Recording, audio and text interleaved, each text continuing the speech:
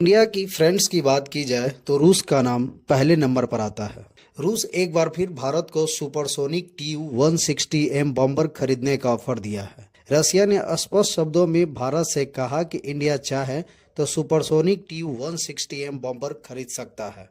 हालांकि भारत इस बॉम्बर को काफी सालों से खरीदना चाहता था, लेकिन इसमें कुछ टेक्निकली इशू और कॉस्ट को लेकर इसे खरीद नहीं सक, क्योंकि इस बॉम्बर की कॉस्ट काफी हाई है। एक यूनिट सुपरसोनिक बॉम्बर TU-160M की कॉस्ट $163 मिलियन है। हालांकि भारत जिस कॉस्ट पे राफेल को खरीदा है, TU-M60 बॉम्बर की कॉस्ट उससे थोड़ा ही ज्यादा है। एक यूनिट राफेल की कीमत $120 मिलियन है। यही वजह है कि इंडिया अब इस बॉम्बर को परचेज करने की तैयारी कर रहा है। हालांकि आज हमारा देश डिफेंस के क्षेत्र में धीरे धीरे आत्मनिर्भर बन रहा है, जिसमें सभी प्रकार के हथियारों का उत्पादन खुद कर रहा है। चाहे टैंक की बात की जाए, या तोप की बात की जाए, या सुपरसोनिक मिसाइलों की बात की जाए, या नेवी के लिए वॉरशिप की बात की जाए, या मेक इन इंडिया के थ्रू फाइटर प्लेन तेजस की बात की जाए। लेकिन इंडियन एयरफोर्स के पास जिन दो चीजों की सबसे ज्यादा कमी खल रही थी, उसमें पहले नंबर पर है 6th जनरेशन फाइटर प्लेन और दूसरा है सुपरसोनिक बॉम्बर। ऐसे में अगर इंडियन एयरफोर्स के पास सुपरसोनिक TU-160M बॉम्बर आ जाए तो न सिर्फ इंडियन एयरफोर्स की स्ट्रेंथ मजबूत होगी, बल्कि रणनीतिक रूप से पड़ोसी देशों के साथ संतुलन भी बना रहेगा, खासकर चीन और पाकिस्तान के पास, क्योंकि इन दोनों पड़ोसी देशों से बॉर्डर पे हमेशा तनाव बना रहता है। TU-160 का अपग्रेडेड वर्जन है, जो TU-160 से 60% ज्यादा इफेक्टिव है और मोर एडवांस है।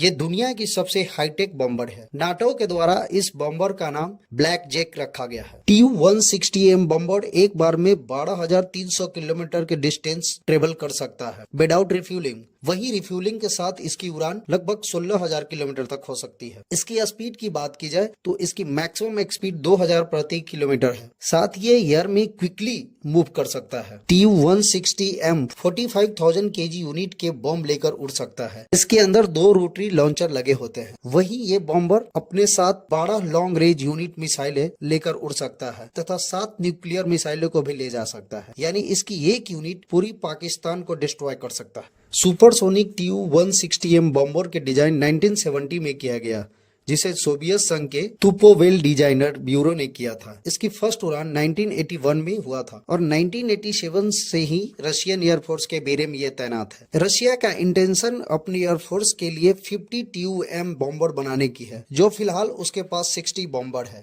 इस बॉम्बर को उड़ाने के लिए 4 एयरफोर्स ऑफिसर की जरूरत होती है, जिसमें पायलट, को पायलट, बॉम्ब बोडियर और डिफेंसिव सिस्टम ऑफिसर। इसकी लंबाई की बात की जाए तो इसकी लंबाई 177.6 फीट एवं इसके पंखों की लंबाई 182.9 फीट एवं इसकी ऊंचाई 43 फीट है। तो वहीं खाली प्लेन का वेट 1.1 लाख kg है, जबकि उसकी अधिकतम उड़ान भरने की कैपेबिलिटी 52,000 फीट्स है। TU-160M बॉम्बर के भारत आने की बात की जाए तो इस बॉम्बर के 6 यूनिट को अगर नागपुर एयरबेस और 6 यूनिट को तंजावुर एयरबेस पर डिप्लॉयड कर दिया जाए तो एक बार में चीन और पाकिस्तान दोनों को हैंडल कर सकता है। वही हिमाचल प्रदेश, बिहार, असम, नागालैंड और अरुणाचल प्रदेश में डिप्लॉयड कर दिया जाए तो इससे चीन की किसी भी सिटी में जाकर ये बॉम्बिंग कर सकता है। इसमें जिस रेंज की मिसाइलें लोड किया जाएगा उसी के आधार पर ये उड़ान भर सकता है। अगर इसे साउथ इंडिया की किसी भी एयरबेस पे डिप्लॉय कर दी जाए तो हिंद महासागर के पूरे एरिया पर नजर रखा जा सकता है, जिससे कि हिंद महासागर में चीन की बढ़ती एक्टिविटी पर भी नजर रखे जा सकते हैं। और जैसा कि आप सभी जानते हैं कि हिंद महासागर के पूरे एरिया पे कंट्रोल करके हम चाइना के 80% इंपोर्ट और एक्सपोर्ट को रोक सकते हैं।